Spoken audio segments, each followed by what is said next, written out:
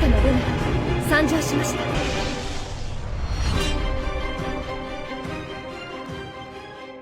Hey everyone, this is Nitro. In this video, I'm going to be talking about the update released on August 13th, 2020.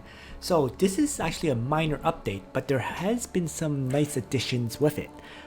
First of all, I should mention the event that is running as a result of this new update. And of course, this event is going to be a Destiny summon with Brenda, Listel, and Lambda.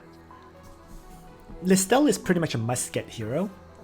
She's dominant for PvP, and in PvE content, she's one of the most powerful fixed damage dealers. So she makes a lot of the fixed damage timeless trial maps easy, so I strongly recommend drawing on this banner. In addition, Listel can actually be used even at 4 stars, so she's a powerful hero that only requires a very low star level to be useful. Lambda and Brenda are probably much less useful heroes overall. Lambda in particular is probably one of the rarest built heroes that I've seen. I've only met her maybe once in PvP, so she's mainly an AoE attacker, and because there's so many other AoE attackers like Rachel, like Lana, like Shafaniel, nobody really builds her as a result. As for Brenda is actually usable for both PvE and PvP content. She is pretty much a single target striker that is meant to be in the Lancer class. So, and since she's part of Yelis Legends faction, she can be useful to you if you play a Yelis team. But she is very much not a required hero. Once again, she's one of the heroes that is rarely built because there are other options for Lancer or infantry class kind of heroes that can do damage as well as, in fact, remove buffs on the enemies, which I'm not sure Brenda can do. Okay. So that's a brief summary of those 3 heroes. At the end of the day, as always for a Destiny summon, if you're missing any of the 3, you should probably draw on the banner. Otherwise, if you have all 3, you can basically skip it. I'm actually just gonna quickly try to find my Brenda because I'm actually not entirely sure if she has a roar skill or something similar. Just taking a quick look. No, she doesn't have a roar skill. So she's, Lancer or Cavalry. Most people use her in Lancer class because she can be a Lancer class with strike skill. And yeah, clearly overall, as a result, she's more meant for PvP than PvE. So that's it for the banner. Other than the banner, the thing that this week's update has included is skins. And surprisingly, we got an early release of 2 wedding skins. Shafaniel's Sakura Spring and Luna's Rose Petal Sonnet. I've already purchased Luna's skin. As for Shafaniel's skin, after thinking about it, I'm going to skip it.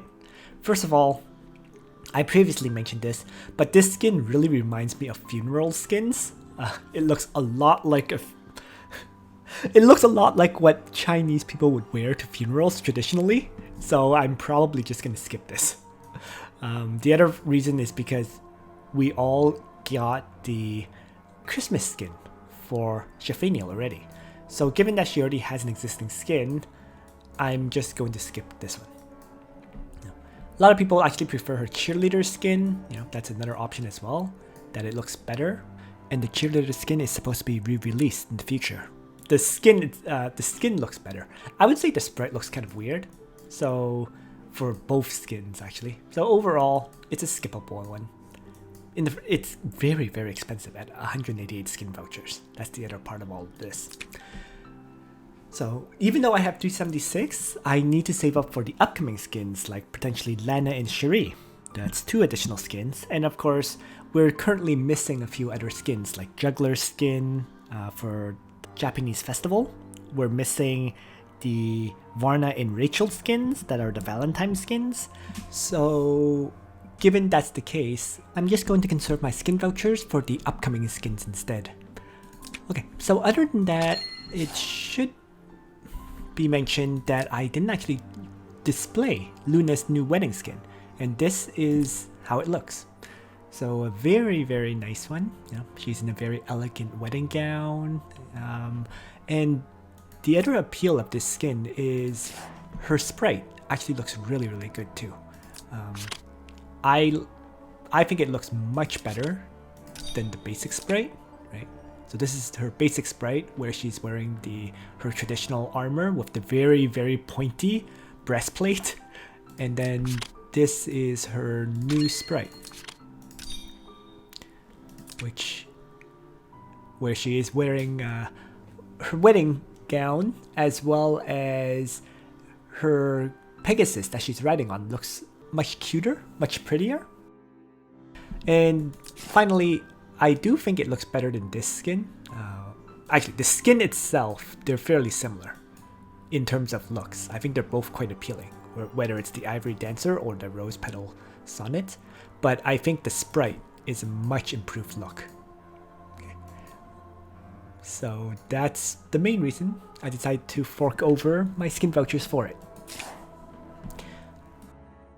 So with Luna's skin covered, the last thing I should mention is the currently ongoing event, the Forbidden Battleground, has now unlocked the third battlefield. So the third battlefield requires you to use DLS Legends and Mythical Realm heroes. I'm not going to do my level 50 and 60 fights, or level 60 and 70 fights, sorry. I'm not going to do my level 60 and 70 fights until later on, because I'm actually really, really busy this weekend. So next week, most likely, is when I'll get those two battles done.